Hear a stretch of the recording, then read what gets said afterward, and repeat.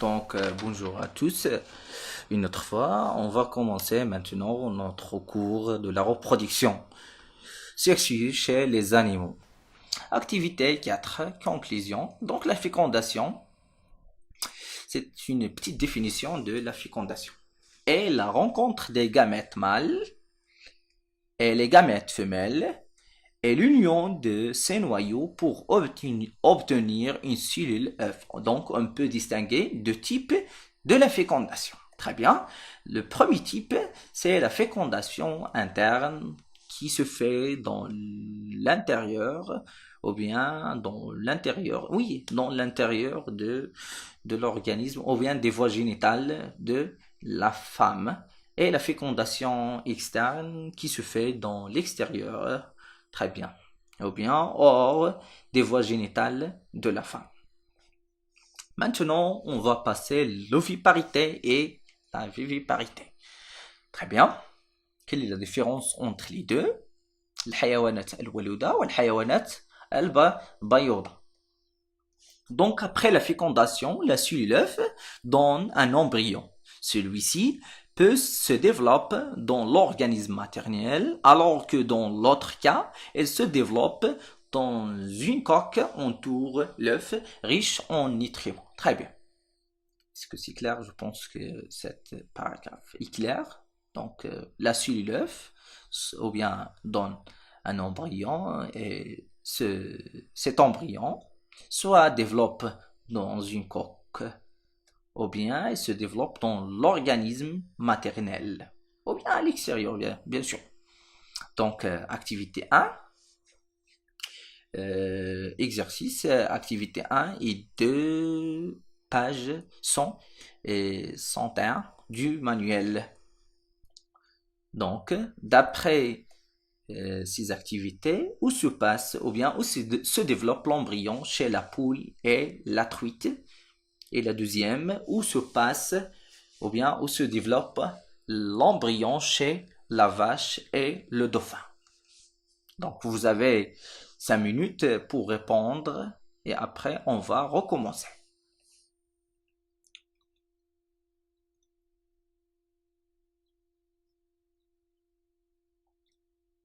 Donc, on va recommencer, on va corriger cet exercice. Donc, pour première question, il se déroule à l'intérieur d'un œuf, en dehors des voies génitales de la femelle. Et pour la deuxième question, elle se déroule à l'intérieur de l'organisme maternel. Très bien. Donc, la conclusion, on peut distinguer deux types des animaux. Il y a des animaux qui sont ovipares, dont la femelle pond des œufs. L'incubation se fait dans la nature. Exemple, la poule, les poissons, la grenouille, etc. Et les animaux qui sont vivipares. Ou bien, les animaux, donc ce sont des animaux dont l'embryon se développe à l'intérieur de l'organisme maternel. Par exemple, l'homme, la vache, la souris, etc. Très bien. Pour le développement chez les animaux. Donc, ou bien nous verrons les types de développement chez les animaux, ou bien les petits après la naissance et l'éclosion. Très bien. Donc, on va étudier deux cas. Le premier cas, c'est de la grenouille. Le deuxième cas, c'est de, de la vache. Très bien. Donc, on va prendre ce document, la page 82 du cahier de documents. C'est les étapes de développement de la grenouille. Donc, on va décrire cette photographie.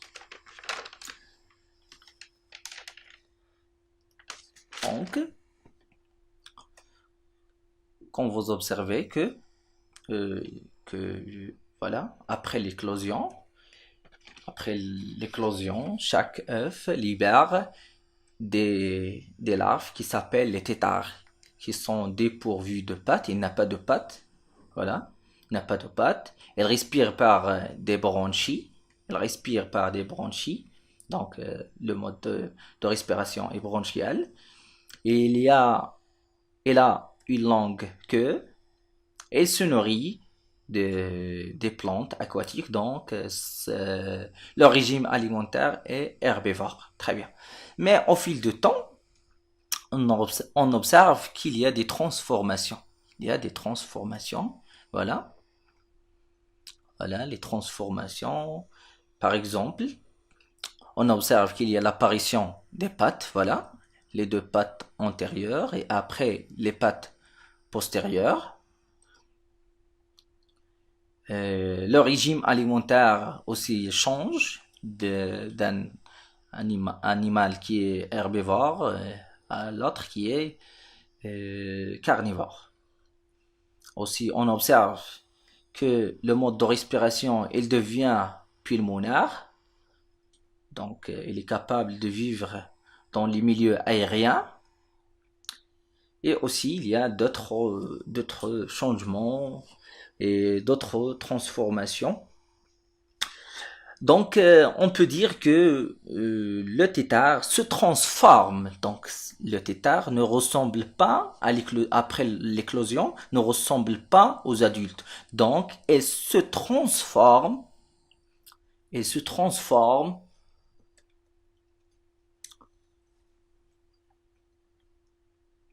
en petite grenouille qui ressemble aux adultes.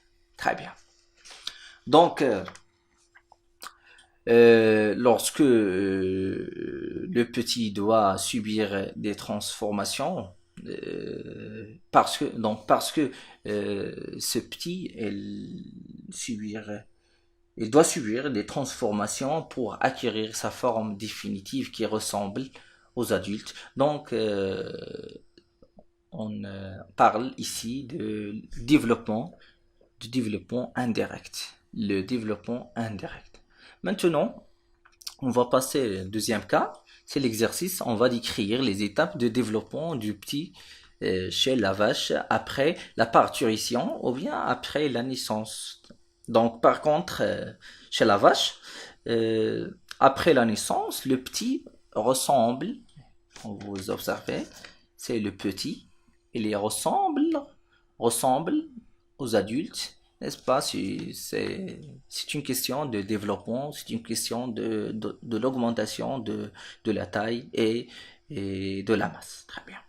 Donc, ce type de développement, on parle ici de développement direct. Donc, en conclusion, on peut distinguer deux types de développement. Le premier type, c'est le développement direct, quand le petit libéré à l'éclosion ou à la naissance ressemble à un adulte, et le développement, comme chez, par exemple ici, c'est chez la vache, et chez l'homme aussi, et le développement indirect lorsque le petit libéré ne ressemble pas à un adulte et doit subir des métamorphoses ou bien des transformations pour acquérir sa forme définie. Et donc le petit, il va se transformer pour acquérir sa forme définitive qui ressemble aux adultes. Très bien. Maintenant, on va passer au cycle de développement. Donc le cycle de développement des animaux est une succession des événements permettant la transformation d'œufs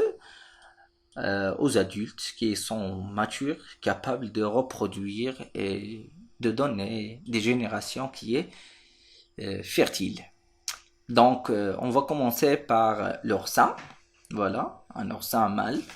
Voilà, mâle. Un oursin femelle qui donne des gamètes, c'est la production des gamètes. Ces gamètes se rencontrent pour donner, c'est la fécondation, pour donner des cellules œufs qui se transforment en embryons. Ils donnent des larves, voilà, des larves.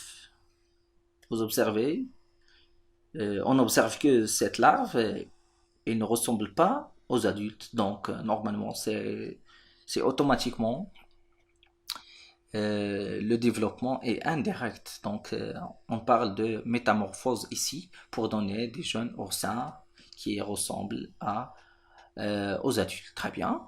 La même chose, c'est le cycle de développement chez l'oursin. La même chose pour la grenouille, les gamètes. Les gamètes donnent des cellules œufs et qui donnent des embryons, qui donnent des larves. Cette larve aussi, comme vous savez, elle ne ressemble pas aux adultes, soit le mâle ou bien le femelle. Donc, on parle ici aussi de la métamorphose ou bien de développement direct, pardon, indirect. Donc, pour donner jeune grenouille. Très bien, c'est le cycle de vie chez la grenouille. Donc, les points communs entre ces deux, c'est les deux ont des développements indirects. On va passer maintenant deux cycles de vie chez la poule et la vache, mâle et femelle, qui donnent des gamètes, cellules, embryons, des poussins qui ressemblent aux adultes. C'est une question de développement, oui, bien sûr. Et aussi, chez la vache, c'est la même chose. Après la naissance, il libère un veau qui se ressemble, qui ressemble aux adultes. Donc, c'est une question de développement, c'est une question de développement direct. C'est pas indirect, c'est direct, oui. La différence entre les deux, je pense que c'est la poule et les vivipares, ovipare, et la vache est vivipare. Très bien. Donc, maintenant, on va passer la dernière partie, c'est une synthèse de secours. Donc, on a mâle et femelle qui donnent des gamètes mâles et des gamètes femelles. C'est l'événement ou bien l'étape de la production des gamètes. Elle devient directement après l'accouplement. Ces gamètes se rencontrent, c'est la fécondation. Pour donner des cellules, la fécondation, on peut dire qu'il y a deux types de fécondation, soit externe ou bien interne. Après, la cellule se transforme en embryon. Cet embryon, soit il développe à l'extérieur d'organismes maternels, c'est chez les ovipares, ou bien à l'intérieur d'organismes maternels chez les vivipares. Très bien. Donc, après l'éclosion ou la naissance, il libère des petits. Ce petit ressemble, soit il ressemble aux adultes, on parle ici de développement direct, soit il ne ressemble pas aux adultes. Ici, on parle de développement indirect, ou bien c'est la transformation. Transformation, il se transforme très bien pour donner un adulte qui ressemble un jeune qui ressemble aux adultes. Donc, c'est la fin de notre science et notre cours. À la prochaine, Inch'Allah. Merci.